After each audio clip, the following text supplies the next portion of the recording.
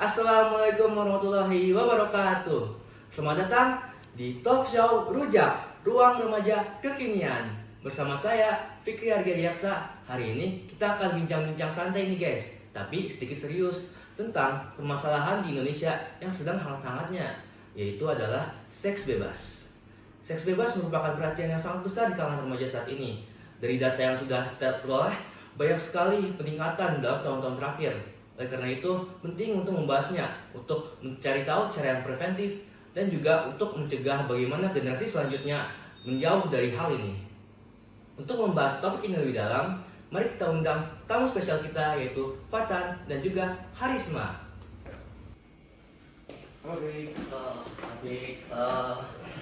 Wah, Fatan juga Harisma sudah datang nih. Aku boleh nanya dong, menurut kalian tuh seks bebas itu apa sih? Nih, dari saya dulu ya.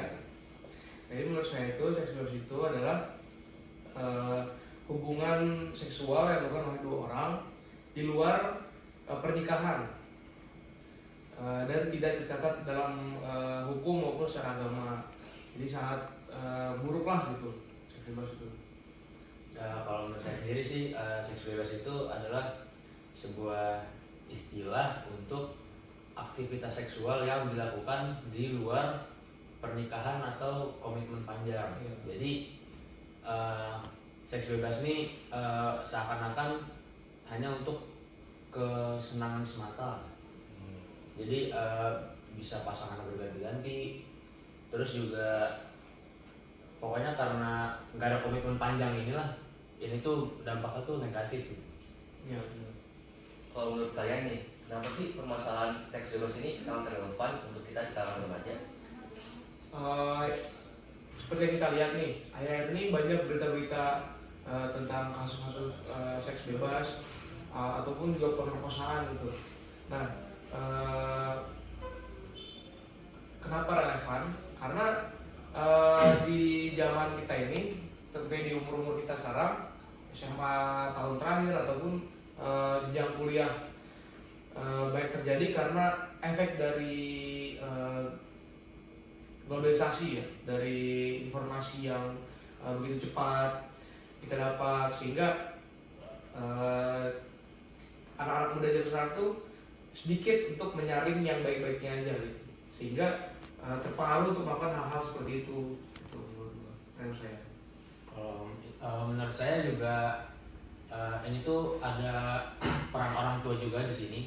Jadi kenapa seks bebas ini akhir-akhir tahun ini tuh mulai memarak gitu? Karena dari orang tua itu tidak mengedukasi tentang seks sejak dini lah maksudnya. Iya. Jadi pada saat anak-anak itu bertanya, mungkin kayak, "Mah, Pah, seks itu apa sih?" Mereka bilang kayak apa ya, kayak pokoknya intinya mereka Ntar juga tahu gitu ya. Ntar juga tahu. Ya, jadi Si itu anak kayak ini kayak males jawab, mungkin masih dikatakan masih tabu lah iya, gitu kan. karena mungkin di Indonesia Iya. memang seks itu masih Iya. tabu lah ya. Jadi anak-anak ini mencari tahu sendiri, Betul. terutama karena kita kan sudah hidup di zaman modern ya, sudah di zaman globalisasi. Jadi karena informasi sangat mudah diakses sekarang, jadi anak-anak mungkin yang masih SMP, bahkan ada yang masih SD, itu sudah mencari tahu tentang seks ini. Dan karena dia mencari tahunya sendiri tanpa ada didikan dari orang tua, itu yang menyebabkan anak-anak ini mencari tahunya terlalu dalam, yang seharusnya mereka belum waktunya untuk Iya. tahu hal-hal tersebut.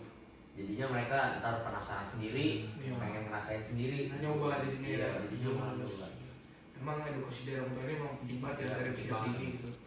Emang makanya untuk orang-orang tua yang punya anak masih remaja ya, mendekati dewasa, itu perlu banget edukasi. Ya, biar supaya anak tuh nggak penasaran gitu. Dia juga tahu mana yang benar, mana yang salah, itu sih. benar. Menurut kalian nih, apa sih menurut kalian seharusnya yang dilakukan oleh lembaga pendidikan untuk menangani kasus seks bebas ini? Kalau dari Sosialisasi, apa? sosialisasi Iya. Ya. Mungkin kalau dari lembaga pendidikan pertama, kalau menurut saya pertama tuh mungkin memang harus menekankan ke orang tua dulu. Jadi karena kan orang tua tuh sumber pembelajaran pertama kali ya, itu pasti dari keluarga. Pasti dari keluarga. Jadi dari pemerintah, dari lembaga pendidikan mungkin itu mensosialisasikan kepada orang tua yang ada di Indonesia ini. Jadi untuk mengedukasi lah tentang seks ini terhadap anaknya. Ya intinya gimana? Jadi Sejak dini lah. Iya, sejak dini. Jadi yang penting sosialisasi ya. Ya. nah, jadi pendidikan ini, lembaga pendidikan ini juga harus mensosialisasikan tentang seks bebas, tentang dampaknya apa segala macam itu bisa langsung kepada anaknya itu sendiri dengan cara membuat mendatangi sekolah-sekolah, terutama SMA ya, karena sekarang tuh banyak banget kasusnya tuh di SMA Iya. dan kuliah-kuliah. Nah, kalau kuliah kan mereka pasti dapat ya dari ahli-ahli itu, pasti mereka dapat brainstorming segala macam. Nah kalau di SMA ini menurut saya tuh harus digencarkan gitu. Mulai dari tidak hanya lembaga sosial, tapi juga seperti lembaga penegak hukum seperti polisi, dan juga dokter kalau bisa, karena seks bebas itu berdampak pada kesehatan fisik maupun mental si pelaku gitu, si anak muda ini gitu. Jadi menurut saya harus menggencarkan kunjungan ke sekolah-sekolah untuk mengedukasi tentang apa itu seks, dampaknya, dan apa itu seks bebas, apa hukumannya, apa sanksi-sanksi bagi pelakunya gitu.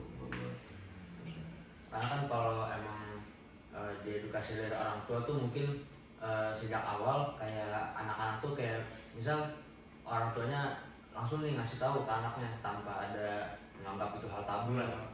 Itu jadi misal seks tuh ini kamu harus ngelakuinnya di saat sudah menikah nanti. Ya benar. Jadi dia sejak awal tuh udah tahu mana yang baik mana yang buruk. Sedangkan kalau mereka mencari informasi sendiri, mereka nggak bisa filter mana yang baik mana yang buruk. Jadi mereka penasaran dan nyoba itu. Langsung digasin aja. Iya. Kalau misalkan gini nih, ada korban nih. Iya. Bagaimana cara kita untuk mendekati korban itu? Approach-nya gimana gitu? Cara memulihkannya gimana? Kalian gimana? Menurut saya di seks bebas tuh nggak ada korban. Iya, nggak ada korban. Korban itu Pemerkosaan. ya pemerkosaan. Kalau seks bebas itu kan dilakukan oleh dua orang yang benar-benar sadar akan perilakunya, perbuatannya. Jadi saat yang si laki-laki menerima, perempuannya juga menerima. Nah, itu bukan pemaksaan. Tadi gimana? Kalau tahap pemulihannya gimana gitu? Rehabilitasi biar supaya nggak itu lagi. Iya. Kalau menurut saya sendiri ya, yang saya perhatikan, yang saya amati orang-orang tuh, mereka harus selain diberi edukasi, mereka juga harus dipisahkan antara harus diisolasi sementara si anak-anak dan perempuan ini, harus ditahan lah pergaulannya kan, supaya mereka nggak ikut temennya lagi kan. Pergaulan tuh perilaku tuh, tinggal tuh faktor dari pergaulan juga, dari lingkungan gitu, dari lingkungan teman terutama, karena kita siswa SMA ini pasti lebih banyak menghabiskan waktu bersama teman-teman dibanding orang tua gitu. Jadi dari orang tua juga, nah di sini pihak orang tua tuh harus membatasi pergaulan pertemanan si anak laki-laki maupun perempuan gitu. Yang terlalu dibebasin lah, Iya. kayak ya udah kamu main aja sama siapa aja, Ya, terus jangan- dibiarin gitu. Nah itu sebenarnya salah juga sih. Kalau gini gimana? Kalau misalkan ada dua orang yang sudah melakukan seks bebas ini dan orang tuanya tahu dan orangnya lagi masyarakat sekitar kita mereka juga tahu, tuh bagaimana itu dampak sosialnya untuk untuk mereka kembali lagi jadi kayak baik lagi gitu. Seperti semula gitu ya, Semula. namanya mereka gitu ya. Ya mungkin sebenarnya itu memang kesalahan mereka sendiri. Sanksi sosial. Iya, sanksi sosial itu karena kan memang di Indonesia ini kita kan negara yang beragama ya. Betul. Kita negara yang beragama, dan di agama itu ya maksudnya seks itu dilakukan saat menikah, maksudnya sudah ada ada ikatan pernikahan. Gitu. Jadi kalau di luar itu memang seharusnya tidak boleh kan. Jadi karena negara kita beragama dan menjunjung tinggi lah hal tersebut. Jadi di mana ada orang yang melakukan seks bebas dan itu tersebar luas lah informasinya, ya mungkin itu akan tabu dan mereka menganggapnya itu ya tidak sesuai dengan norma-norma agama. Jadi ya secara tidak langsung mereka pasti kena sanksi-sanksi sosial juga. Dikucilkan gitu. Nah, caranya agar supaya nggak gitu lagi tuh supaya memulihkan nama baiknya lah misalnya kan, itu tuh sebetulnya sulit karena masyarakat sendiri tidak merasakan apa yang dirasakan oleh si pelaku ini gitu, karena pelaku. Jadi mungkin butuh waktu dan proses yang begitu panjang dan lama gitu, sehingga masyarakat dapat menerima orang itu kembali. Mohon maaf, tapi mau nanya kalau misalnya ada kerabat kalian, kerabat dekat yang melakukan hal tersebut, bagaimana kerabat kalian? Apa yang akan kalian lakukan? Tentu kalau kerabat nggak bakalan kita join juga ya, Iya. nggak tidak akan kita musuhi ataupun kita usir ya kan, lebih parahnya lagi. Nah, tapi Pasti ya kita tetap support Iya. walaupun ya mungkin kita kan tahu ya mereka emang salah Iya. dan itu emang salah mereka. Cuman tegur juga. ya kita tegur, mungkin bisa nasihatin, Iya. tetap support justru karena mungkin di saat seperti itu dan maksudnya di saat kerabat kita mungkin melakukan seks bebas lalu tersebar luas lah, Iya. itu kan pasti berdampak banget ke mentalnya dia juga ya. Itu itu mungkin ya kita sebagai kerabat kita harus mensupport, maksudnya mensupport dalam tanda kutip bersedih kayak apa ya, menghibur dan maksudnya tetap semangat ya, karena kasihan juga sama Iya, kasihan, tapi ya kita juga harus mempertegaskan ya bahwa itu salah. ya itu salah. Iya. Jadi kalau saya simpulkan, seks bebas ini akarnya ini pertama-tama dari pergaulan bebas kan ya. Pergaulan bebas nih terdapat mungkin ya di tempat-tempat hiburan, Iya. kayak Paling banyak. ya kayak hiburan malam kayak gitu. Menurut kalian setuju gak kalian kalau misalkan pemerintah menutup semua itu untuk agar tidak ada pergaulan bebas lagi yang munculnya seks bebas? Iya. Menurut kalian gimana? Sebenarnya kalau mungkin secara karena negara kita kan bernegara beragama kan. Mungkin sebenarnya kalau dari sisi agama hiburan malam tuh memang mungkin sebaiknya ditutup saja karena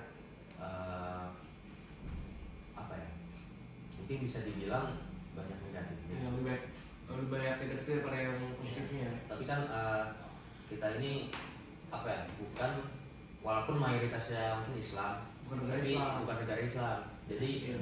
dan juga mungkin bisa dibilang hiburan malam ini juga menjadi apa ya, Satu salah satu penghasilan. sumber Iya, ekonomi, sumber sumber ekonomi. Iya. Jadi misal ada turis atau ini yang biasa mereka di luar tuh ada hiburan malam.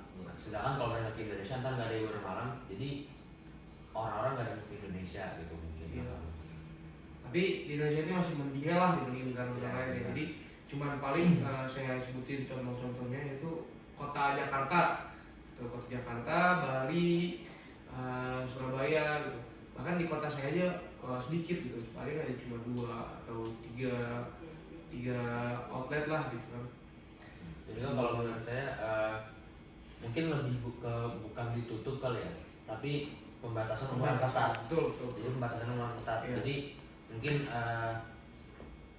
benar-benar hanya untuk orang-orang dewasa yang umurnya sudah 21. ya 21 ke atas itu yang udah benar-benar cukup, udah dewasa, mereka pemikirannya udah matang. Sudah inilah sudah bisa bertanggung jawab lah Ya, kan, sudah bisa bertanggung perbuatannya. Sedangkan kalau anak SMA kan Cinta kebanyakan sama masih tua. ya, masih bergantung dengan orang tua. Sedangkan kalau mereka melakukan itu dan misal kayak dari pihak wanitanya ini hamil, Iya. itu kan pasti sebenarnya harus ada tanggung jawab. Iya. Cuma karena mereka masih kecil, masih di bawah umur, Jadi beban orang ya, tua. masih jadi beban orang tua, masih bingung juga. Iya. Sedangkan kalau udah dewasa, dia udah harus bisa bertanggung jawab sama hal Iya. itu. Udah paham lah. Terutama yang udah berpenghasilan. Oke, mungkin saja kali ya untuk talk show kita hari ini. Oke, terima kasih Karisma, terima kasih Fatan yang datang, terima kasih para pemirsa yang sudah menonton, dan kembali lagi di lain waktu bersama kami talk show Rujak, Ruang Remaja Kekinian. Terima kasih. Wassalamualaikum warahmatullahi wabarakatuh.